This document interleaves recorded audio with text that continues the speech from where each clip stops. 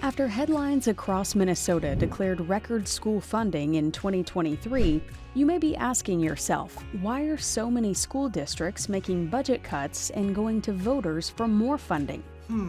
Here are the top reasons Minnesota schools are struggling to balance budgets. Number 1. Inflation.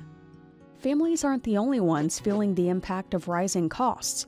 For school districts, the costs of labor, health insurance, property insurance, and school bus transportation continue to rise. The 2023 inflationary increase to the general education formula is a step forward, but it doesn't make up for decades of underfunding and failing to keep up with rising inflationary costs. Number 2. Unfunded and underfunded mandates from the state. When it comes to some of the most costly things schools have to pay for, it's the state legislature, not the local school board, who makes these decisions.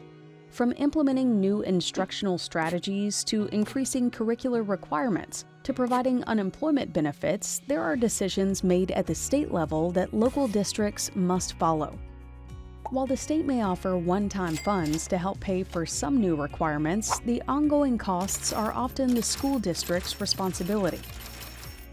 And number 3, the changing role of schools in our communities.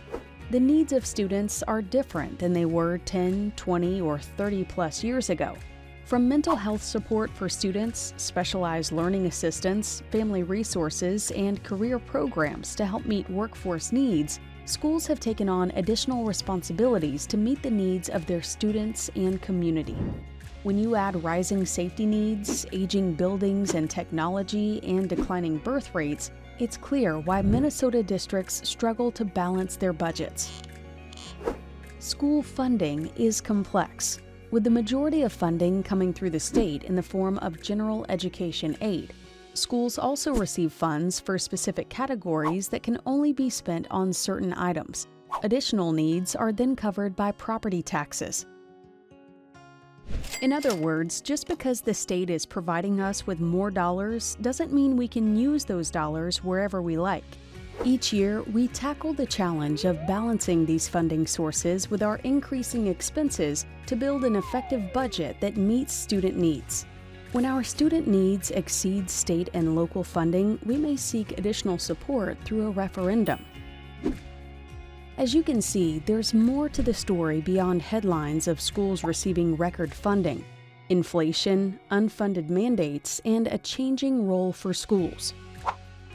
Funding schools is an investment in our students, community, and future. Please reach out to your elected officials and share your story so they can help do their part to make sure our students and our schools are receiving the resources they need for success.